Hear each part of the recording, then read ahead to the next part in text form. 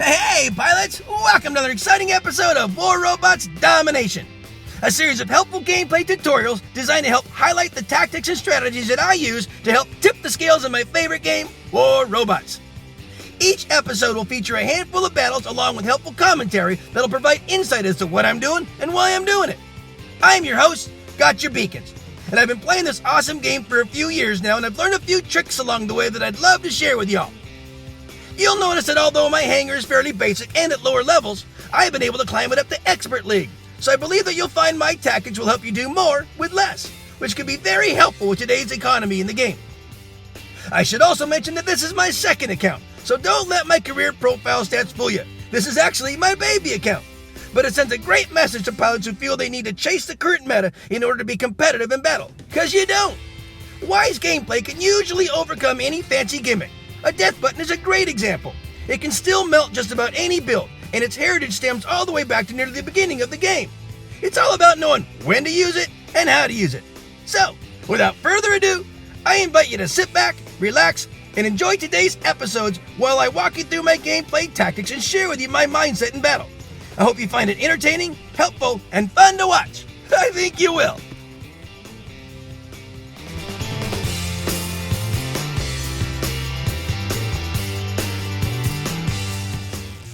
Let's start this show by introducing the boys and make all the noise, my wrecking crews. We got the new recruits and we got the old guard. Let's start by taking a look at the new recruits. First out of the gate we have Flash. He's my Gust Halo Pursuer.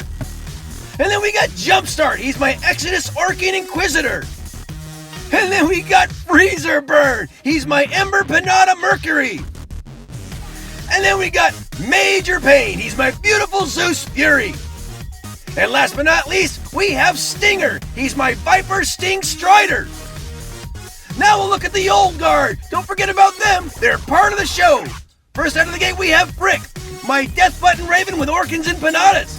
And then we got his twin brother, Frack, my Russian Death Button Raven with Talumpas and Pins. And then we've got the General, my beautiful Trident Fury.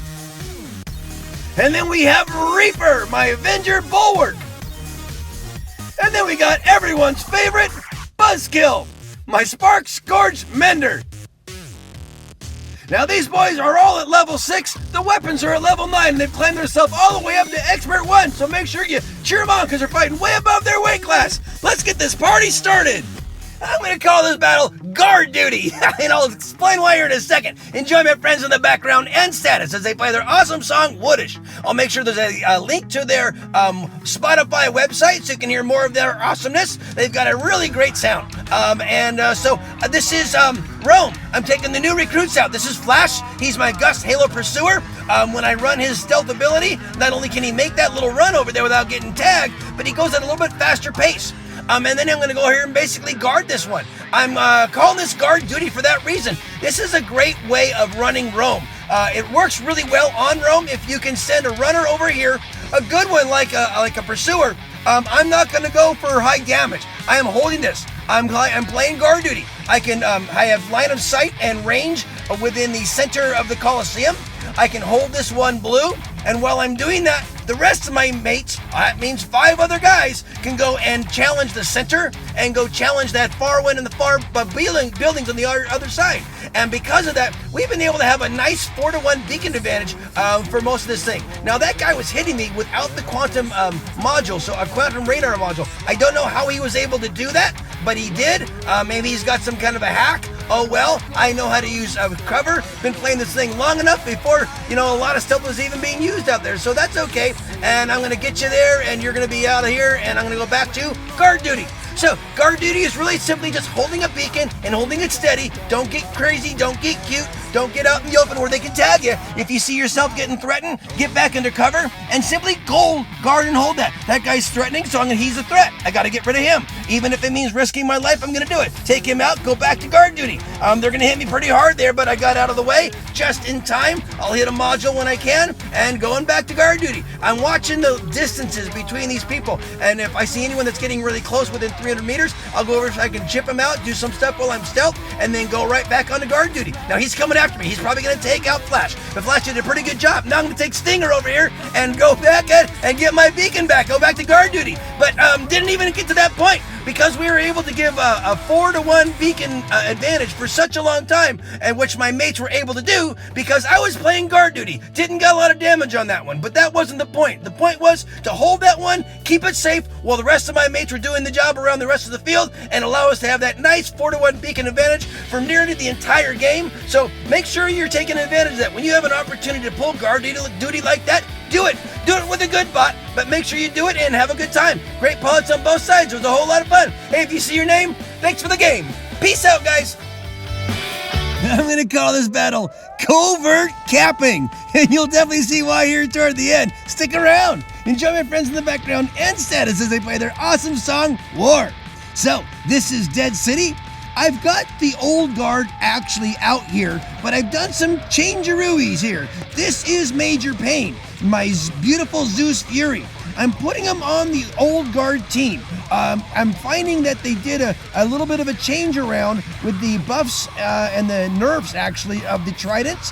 And I'm trying to do some balancing out of some power here, and I think this will work out really, really well. So, I take my beautiful Zeus Fury, my Major Pain up here to this little berm. I get a good vantage point on the center beacon to kind of keep it guarded. Obviously, I can guard this beacon here that's in close like, and then and see what's going on. Now, obviously, this guy's going to get me. I'm going to see if I can drop down a little bit so he can't get me too much, and then start whittling away. Now, remember, I've got level 6 bots and level 9 weapons. These are all masters and champs and higher ends than that, so they've got pretty formidable bots that I'm shooting at. Whoa!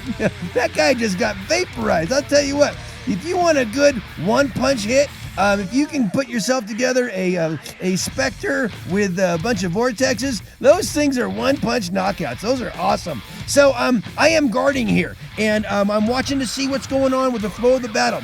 Right now, the Reds are definitely winning a little bit on the beacon bar, but I also can see that my team is really formidable. And if you notice what they're doing, they're creating basically fish in a barrel going on right now. And this is definitely a tactic. It's a 10-minute battle, guys, and everyone has a limited number of bots. And that little center beacon there is really tempting for us. So what we're doing is they're like doing a little fish in the barrel. Every time a red tries to come in and kind of get it or liberate it, we just pick them off. And you can do that for quite some time. The Major Pain is going to be taken out. But watch this. Here we go. This is Frick. He is my death button Raven. And even against the champion, it's a death button. It's absolutely taking this guy out. And even though he had double teams, well, I had a double team there too, and we did that. Now comes my little covert capping. I'm seeing that we're up 3 beacons to 2, but I also know that we're down on beacon bar. I see that they're starting to mech out a little bit too.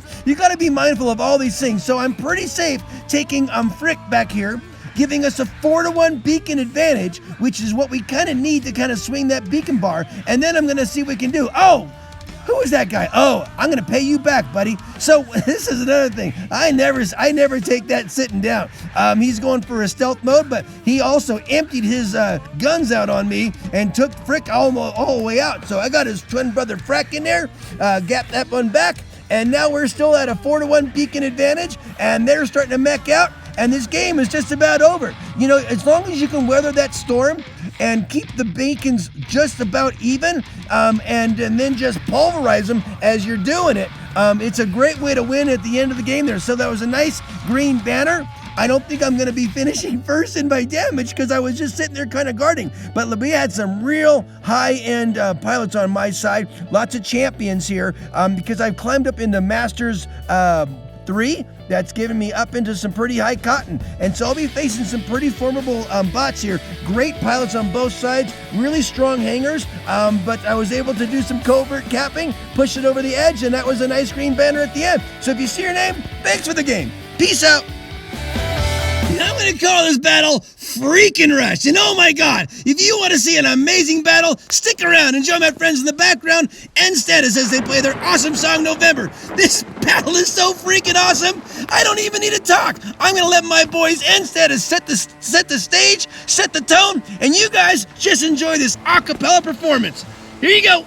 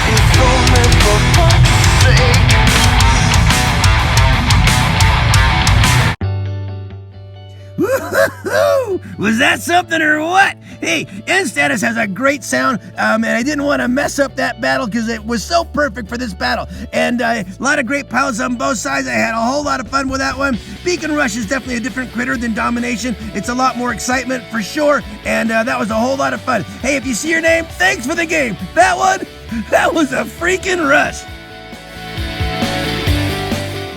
Well, friends, that just about wraps it up for another episode. Thanks so much for watching. I hope you enjoyed what you saw and are able to take something you learned and use it in battle. I add content to my YouTube channel almost daily, so please stop by when you're able and check out the fresh new material.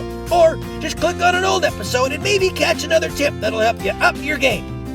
If you like what you see, please tap on the red subscription button and then tap the bell to be notified when new episodes are released. It would also be helpful if you could make a comment about the video, whether it's an example of how the episode helped you, or maybe additional advice to help elaborate on the tactics I shared, or even constructive comments that'll help clarify something I might have missed. It's all good and greatly appreciated. Finally, this game is full of challenges and can create frustration for some who are simply trying to have fun with this awesome game. My goal is to provide you all with helpful information and help reduce the frustration and increase the fun. So, if you feel these videos are helping you, please share them with a friend, someone who you think might benefit from them. Well, that's about it for today, guys. As always, keep 'em blue out there, and I hope to see you on the battlefield. Make sure you're having fun, though, because if you're not, you're doing it wrong. I love you all for your support. Play well. Peace out.